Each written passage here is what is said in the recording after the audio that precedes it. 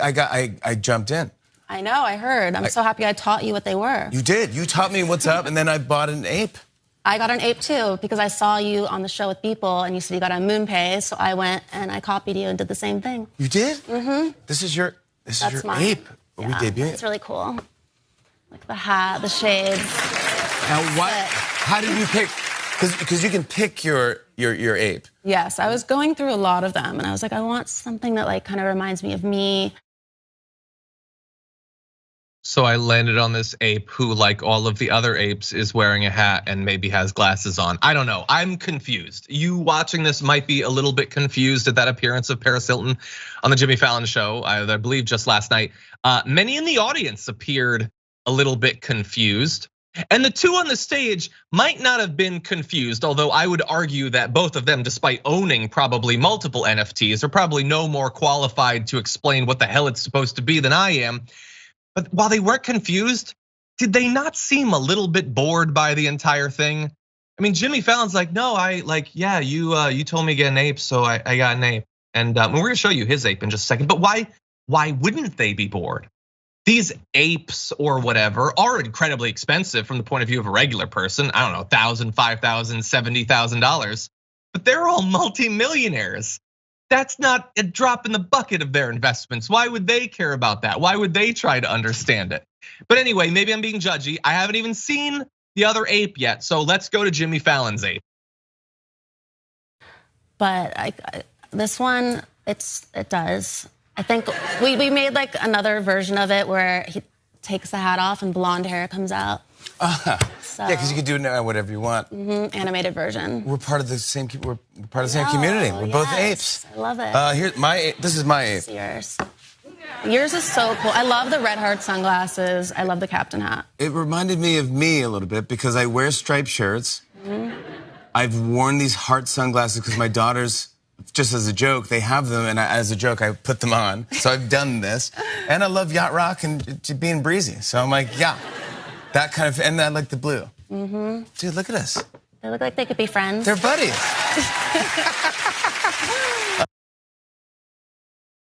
What kind of hellscape are we living in right now? Jimmy Fallon, his whole job is, and bear in mind, I don't watch Jimmy Fallon, but I don't have a big problem with him or anything, is to chit chat with celebrities and feel invested in what they're saying. He was like, yeah, because you can do whatever you want with them. Whatever you can. No, you can't. No, let's be very clear. You can put a different hat on the ape, but that's pretty much where the customization ends. I like the blue. Yeah, put it up in your house, Jimmy Fallon, if you like that painting so much. Do you really like it? Is that art that you really like the sunglasses? Yeah, is it up in your house? I doubt it. I don't think Paris Hilton has got her ape up in her house either.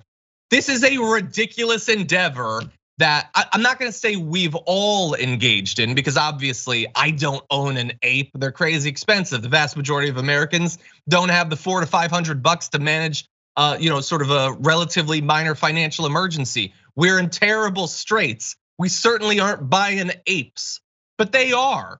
And they apparently think that it's so normal that they present it to a regular studio audience and expect them to think, oh yeah, no, one rich person showing their incredibly expensive pyramid scheme purchase to another rich person who's similarly doing it. This is relatable and I like it.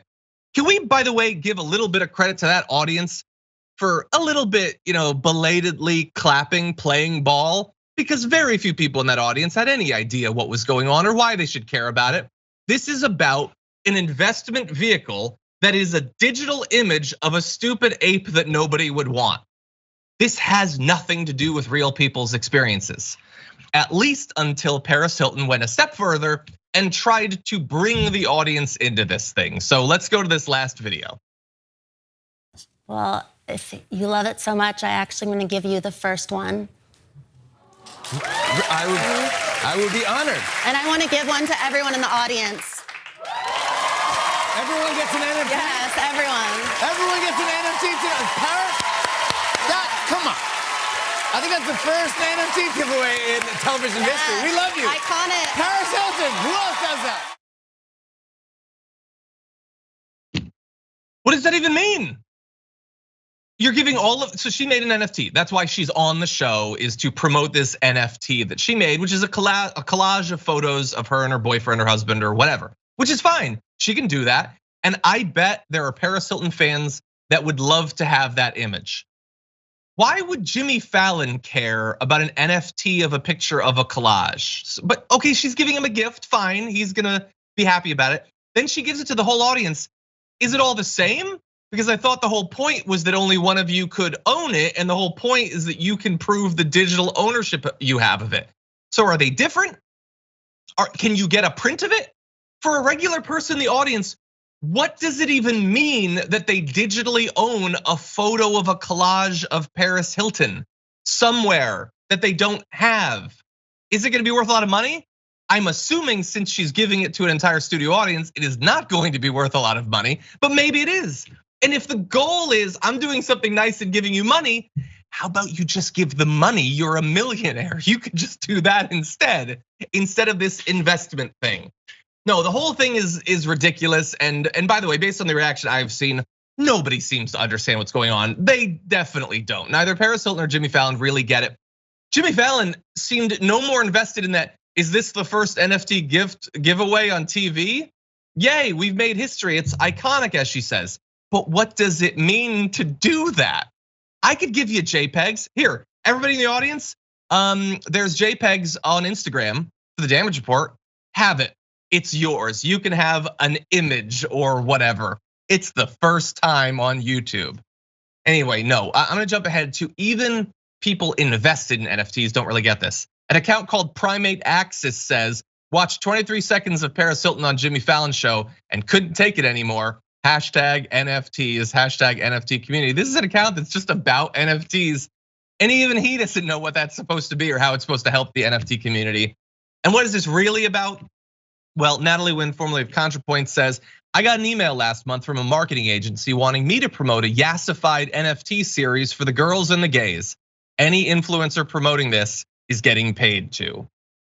And look, I have no idea. I don't know about any of the personal financial stuff of Jimmy Fallon or Paris Hilton, but this is what it is. Either they think that the NFTs are gonna take off, some minor bubble will come about and they can make money off of it before, regrettably, the regular people that buy these NFTs will lose everything. Or yeah, they get paid. Matt Damon ain't doing those crypto commercials because he's just a big tech enthusiast. There was a check that was written for that. And just remember, people will make it rich on this, but it's probably not gonna be you. However, for them to make it rich, money needs to be pumped into the system. And that is a place where you can play a part. If you'd like to transfer your money over to Matt Damon and Paris Hilton and a whole bunch of other people, feel free, but it's probably not gonna make you rich in the short term.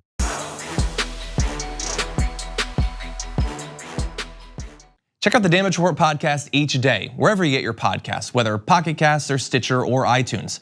You can join me as I give you the news and stories you want, with a range of co-hosts and interview guests jumping in on the fun each day. Again, that's the Damage Report, wherever you get your podcasts. And if you get them at iTunes, don't forget to rate and review. Sometimes I'll read them live on the show.